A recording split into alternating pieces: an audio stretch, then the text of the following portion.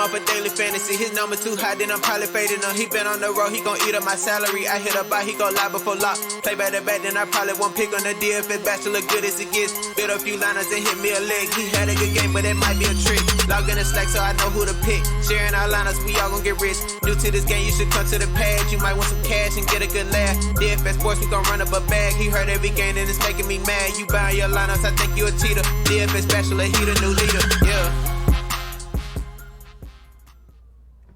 Hey, what's up everyone? Welcome back to the Bachelor Pad. I, of course, am your host of DFS Bachelor, and we're going to go over our Fanduel and Draftkings NBA slate for Friday, August 7th. It's a 5-game main slate. There's the one early game in the morning, Utah and someone else, I can't remember. San Antonio, I think. First things first, thank you all so much. Cheers to you all. Seriously, I really do appreciate all the support, all the kind words, all the likes on the channel. That helps me more than you know. If you can hit that like button, I really appreciate that. It's truly humbling. I appreciate it all very much. Thank you again. If you're new to the channel, welcome to the team. Be sure to hit that subscribe button down below. Get access to all of our content. Right after I get this done, Dion and I should be on our WNBA slate. I got to see how he's feeling. MLB, when I get the chance to get to it, and when things aren't crazy, not when there's 6 games and 3 of them might get rained out and everything else. I do my best to get to baseball, and of course NFL right around the corner. Going to have a ton of stuff for the NFL, not only on this channel, but you'll be able to find me this year handicapping games, winners and losers, and the best bets over at sportsbookreview.com. We're going to be doing a big show, a beautiful production over there. I'm really excited for that. So you'll be able to get a lot of NFL, lots of contest giveaways, just tons of stuff going on. So hit that subscribe button. I appreciate that. Also, by liking the video, subscribing to the channel, and leaving a comment in the comment section, you qualify for the weekly $25 PayPal giveaway. I will announce that winner on Monday morning. If you want my, if baseball's a perfect example, if you want my player pool, all the research tools, batter versus pitcher, pitcher versus batter, weighted OPS, my entire player pool, same for NBA, NHL, my player pool, all the research tools, you can use them in the lineup optimizer, the mass lineup generator, cash game optimizer, the late swap optimizer, where if you have a late scratch, you can swap them. You can download your lineups and then re-optimize them using my player pool after I've removed the player, or your own. Upload them back in. You can click that link in the video description below.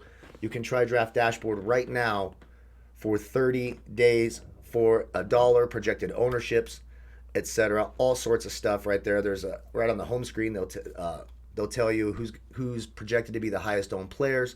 Over here on NBA, I love this, the hit percentage. It tells you what percentage of the time they would hit value on a given site, 5 times value, based on that price. Like you can see De'Aaron Fox, he's 7.6 on DraftKings, 8K on Fanduel, whom I like tomorrow. It's a back-to-back. Sacramento needs to win every game. There's about 3.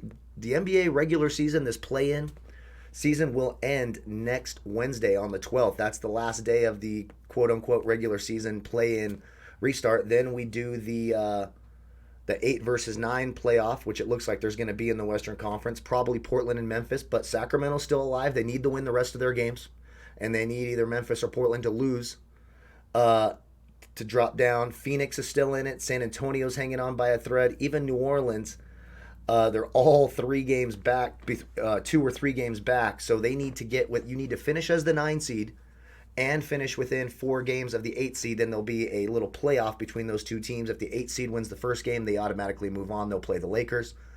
The 9 seed has to win both games. So there's a whole lot of playoff scenario there. But you can see what I was getting at is 73% of the time he hits value at that price on DraftKings. Only 48% of the time he hits value at 8K on DraftKings. So it's a handy tool. Click that link. Try it for 30 days for $1. Let me get a drink of some coffee and Bailey's, and then let's get after it. So, hope you all had a good day. I've had some window lickers. Reggie Jackson fucking licked all the windows. Who else let me down? No one else. Giannis got to 50. I had someone saying it's crazy to avoid Giannis. He was 11,400 or what, so he didn't even hit value getting the 50. Again, things are going to be a little bit weird now. There's a few seeding issues that need to be solved. I'm not sure.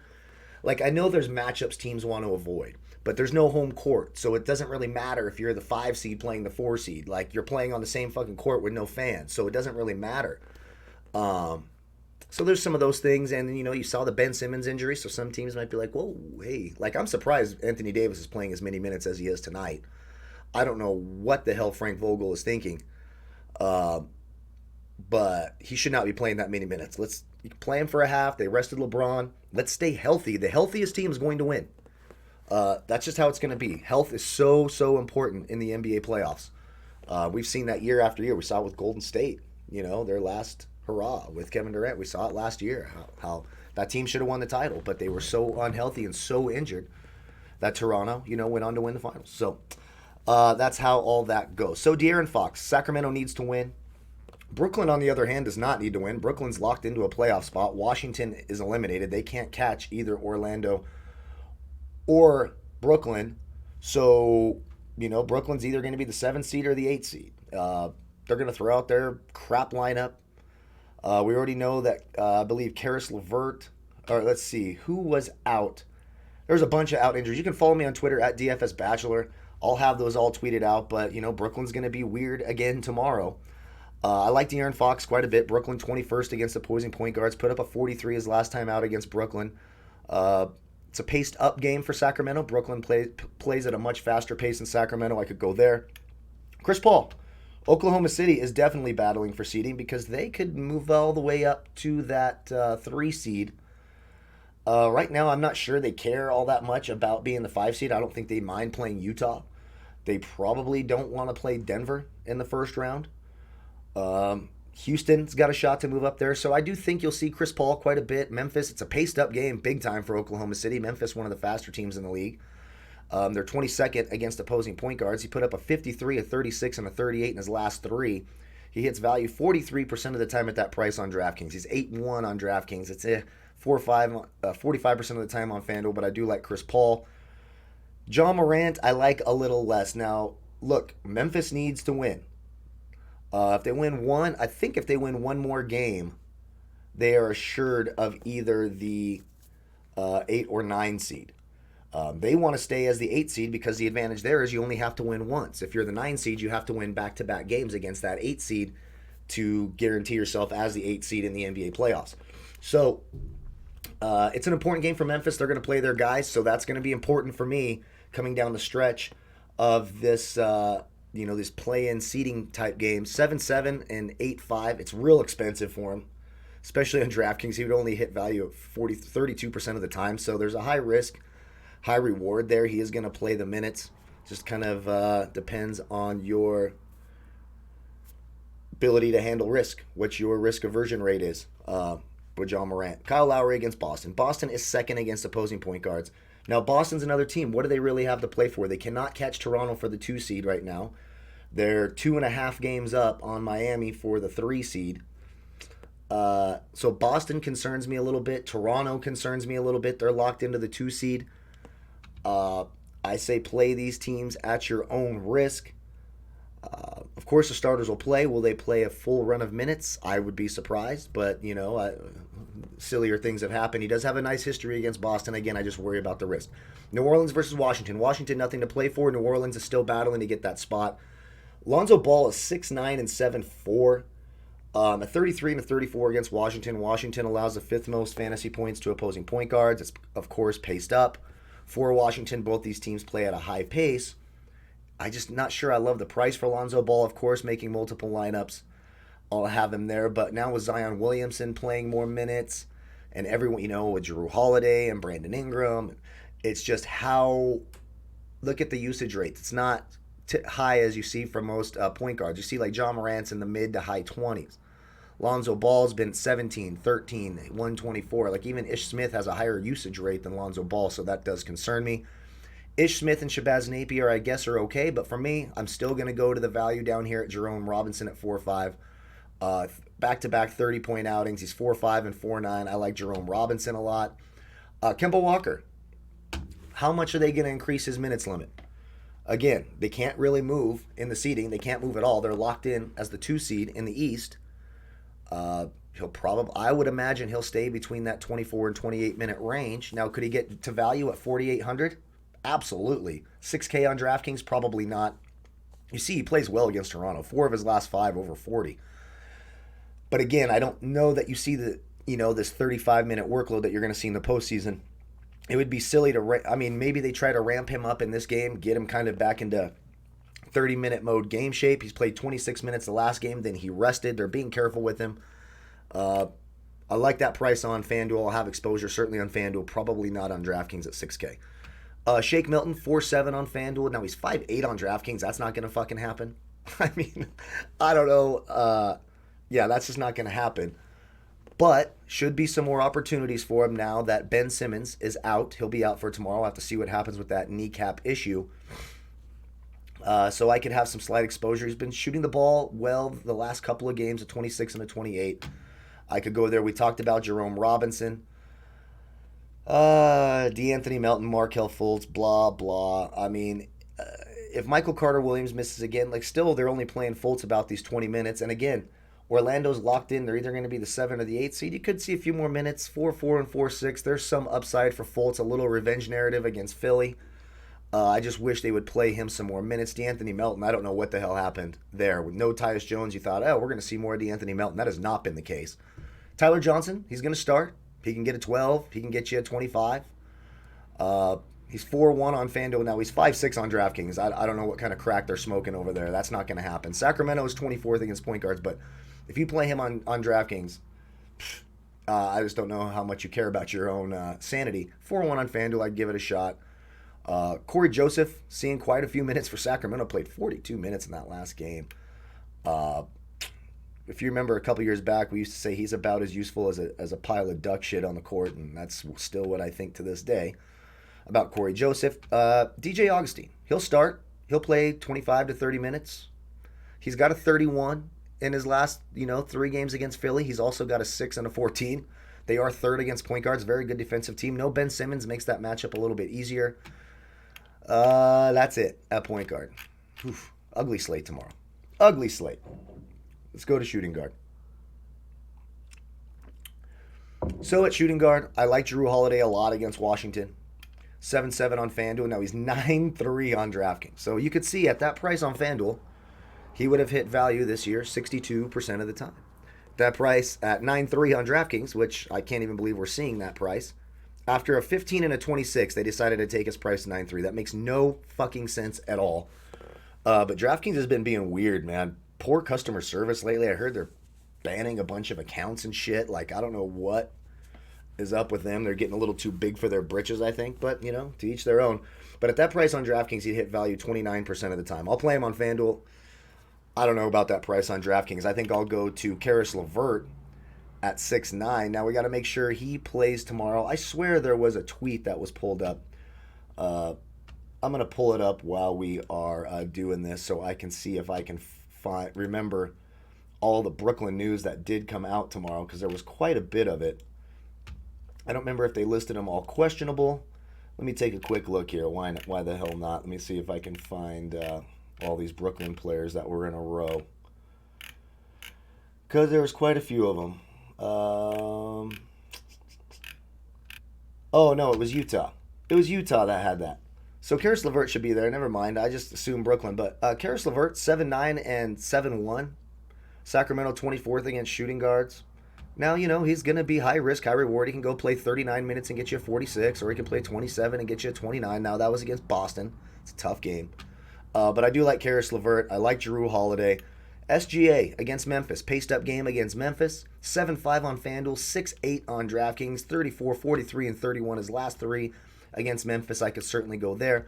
I like Fred VanVleet. He's been playing a ton of minutes. I just am concerned about how much they're going to run him out tomorrow. Boston is second against opposing shooting guards, but he has, in his last couple games, played well. 49 and a 44 against Boston. Marcus Smart, again, Kemba is back. Now, if they're going to ease back on Kemba, they'll play Marcus Smart. Dude's one of the toughest players in the league. He's 5-5 on FanDuel. I don't mind that. 6-5 on DraftKings is pushing it. Terrence Ross for Orlando is coming off the bench. He's playing 25 to 30 minutes. Look, he's just very scoring dependent. He can go out and get you a 16 like he just did a few games ago, or he can get you a 30. It just depends if his shot's falling. 25-22 his last couple games against Philly. I like that price on DraftKings at 5-1. Dylan Brooks against OKC, who is number 1 against shooting guards this year. Pretty surprising. 5-2 and 5-4, yeah, for tournaments. Buddy Hield, they finally played him 30 minutes and he put up a 30. He's 4-9 and 5-1. Sure. I could go there. You could see at that price on FanDuel and DraftKings, he's hit 5 times value 81% of the time this year at that price. They played Bogdan a few fewer minutes. Now, I know he was a little banged up, but he should be good to go. But I think I guess I'll take the lower ownership and the upside of Buddy Hield. That's pretty close. Josh Richardson should see a lot more opportunity now with Ben Simmons out. He's 4-8 on FanDuel, 5K on DraftKings. His last 3 against Orlando, in fact, his last 4 all 30 and above, 37, 30, 35, and 38. I do like Josh Richardson. JJ Redick, scoring dependent. Grayson Allen, look, is he going to get you 50? Probably not, but is he going to play in the high 20s to low 30s in minutes, and is he going to score somewhere in the 20s? Probably.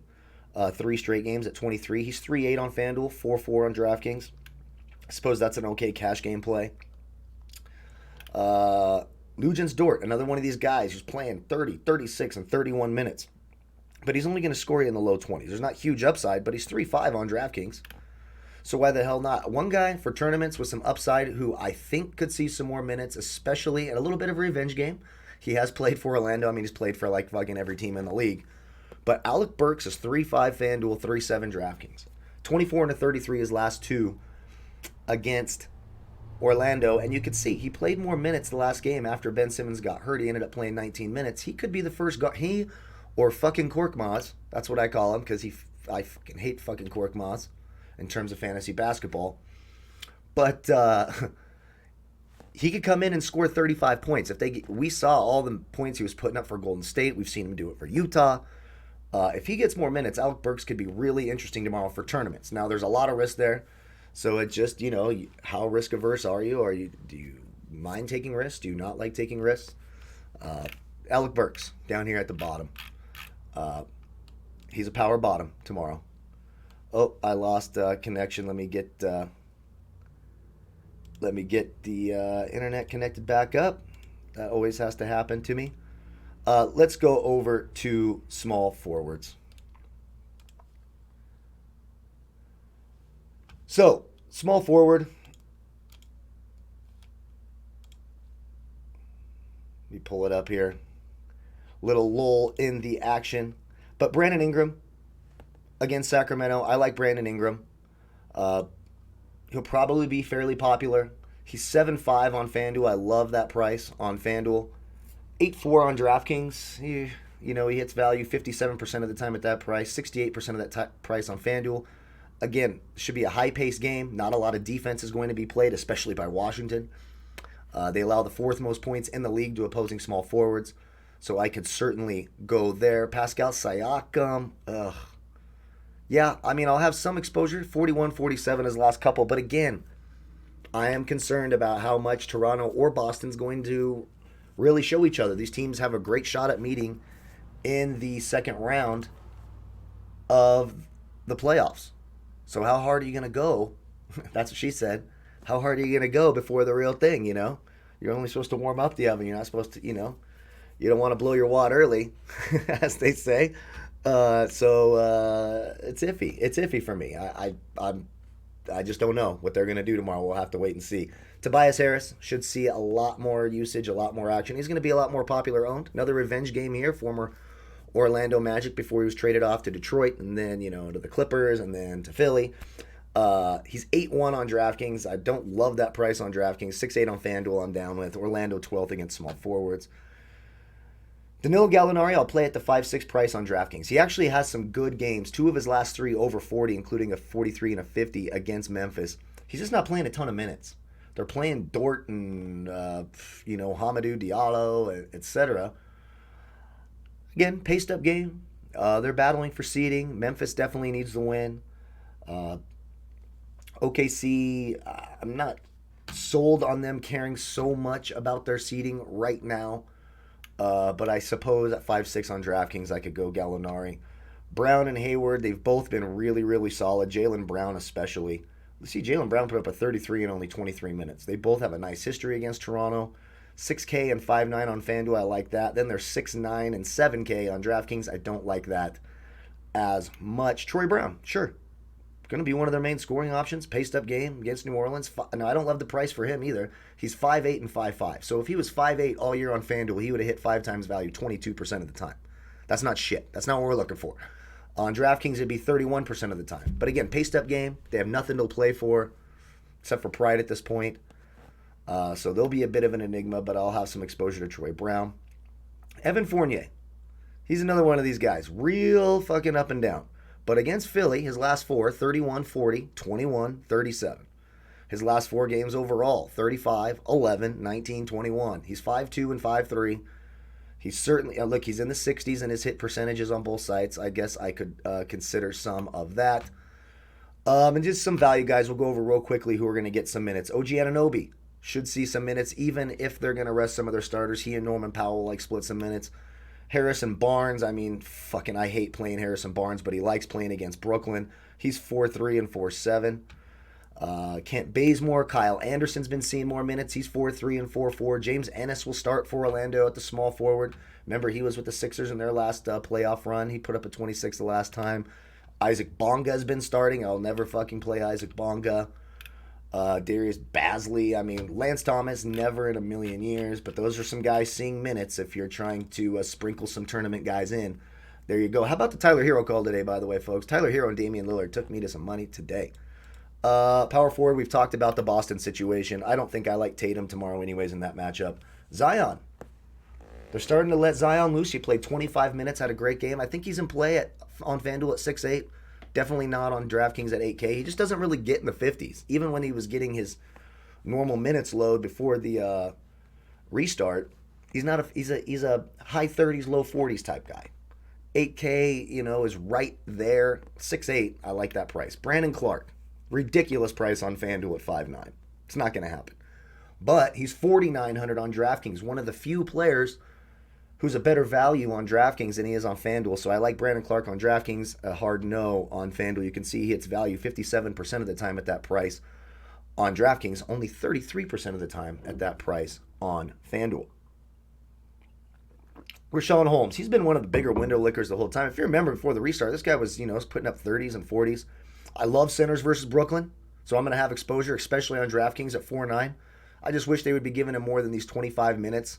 But any center against Brooklyn, and make no mistake about it, they have him listed as a power forward on FanDuel here, but he's a center. Their starting center. I'll definitely have some Rashawn Holmes. Tice against Toronto, no. Serge Ibaka, a bench player for Toronto, yes. 4-9 on FanDuel, 5-7 on DraftKings, probably not, but 4-9 on FanDuel, yes.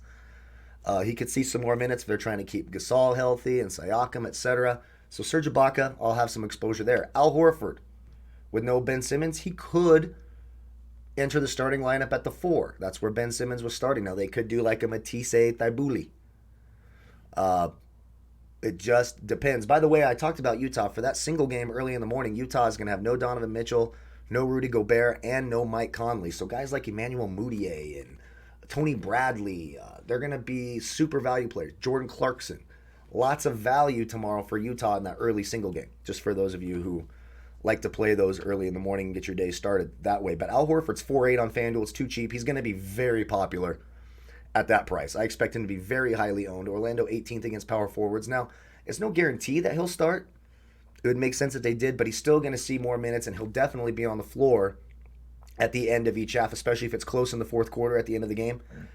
He'll be in the fourth quarter playing the crunch time minutes.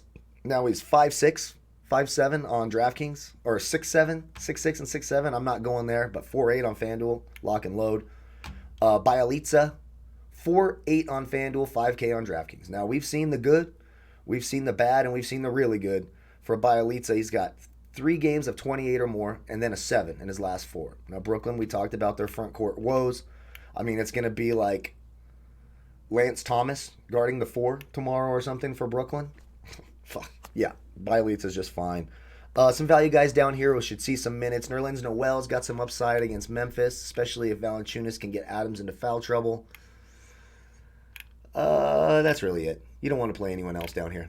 That's it. That's as low as you want to go, is Nerlens Noel. And even then, you're pushing it. All right, let's go to center. So you got Embiid versus Vucevic. Embiid is crazy overpriced. Now, again, of course, there's gonna be more usage because Ben Simmons is out, and Orlando is going to play Embiid straight up. They're one of the best teams in the league defensively against opposing centers. They're fourth. Philly is third. These two are very good defensive teams on the interior.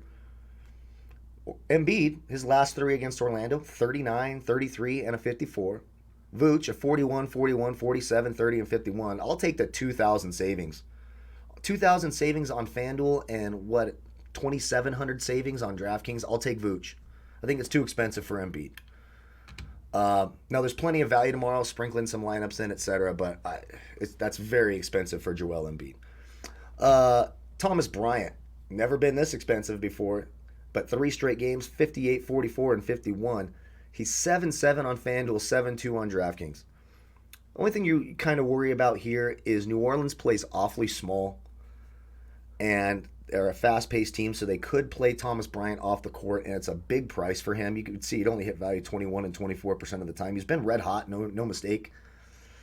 But I'll have light sprinkles in tournaments, but there's certainly some risk there. Valanciunas, they're going to play him the minutes. I like Valanciunas tomorrow.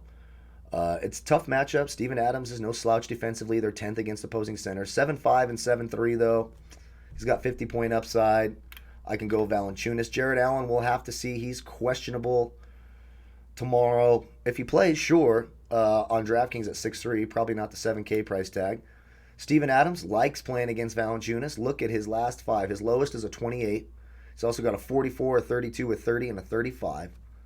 He's 5'9 on FanDuel, 6'1 on DraftKings. I could go there. Derek Favors is just too lazy on the fucking court. I can't watch it. And then some value guys. Now, Robert Williams came out of nowhere the last game, played 18 minutes, and put up a 39 in 18 minutes. I mean, you can't expect that every night. Against Toronto, too. Now, listen. They're locked into that spot, so maybe he sees a few more minutes. Maybe they give Tyson Cantor's not playing a shit ton of minutes anyways. Maybe they run Robert Williams out there. If you want to take a GPP dart throw on him, I don't mind that. Marcus All is going to play right there in the low 20s, and he's going to score right there in the teens to low 20s. He's 4-3 and 4K. And then that's it for me at center. So that's my early look at each position. Again, you can get my player pool, which will expand throughout the night and throughout the day. Projections will change, cheat sheet, etc. You can get access to all the research for baseball, NBA, NFL, hockey, and my player pool by clicking that link in the video description below. You can try Draft Dashboard right now, 30 days for $1. If you do that, if that's something you decide to do, how you find my player pool is you simply click on the Watch Players tab over here on the left or from the drop-down arrows right here. And then if you've used that link, you will see a blue box that says Watch DFS Bachelor's Picks. You click that, it'll highlight my player pool. It'll also show you a timestamp in Eastern time when I last updated it. That way you know if maybe some news came out at 11:50 and you see, oh, he last updated at 11:45, so he hasn't updated it yet. That way you know how accurate it is before you start locking and loading. I'm on top of this thing all day long. I feel bad for it, trust me. Ask my ex-wife, me on top of you all day long. Ugh, horrible. But it's important to note, if there's something happening in any of the sports, someone's out, scratched, I'm in there updating it so that you guys have the most accurate stuff possible. Then you can use it in the lineup optimizer, the mass lineup generator, the late swap optimizer. We talked about all of that. Set your exposures to all the players. And they throw out some sample lineups out in here. Again, it's a little early to be making lineups. Here's one on DraftKings. Let's see. Maybe. Again, you can go through here and sort of edit them and play who you want. Check it out. Try it 30 days for $1. Don't forget to like, comment, and subscribe to the channel. Thank you all so much for all your support. May the fantasy gods be with you all tomorrow. A big cheers to you all. Good luck. And hopefully we'll see you here in a few minutes with our WNBA video. If not, I'm not sure when my next baseball video will be. Maybe tomorrow morning.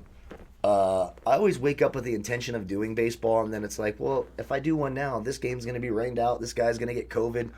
This fucking guy's going to late scratch. Like, baseball is just a big pain in my ass. But I always have my player pool up to date and checked and make sure everyone's starting. So that's important as well. Thank you all again so much. Goodbye, folks.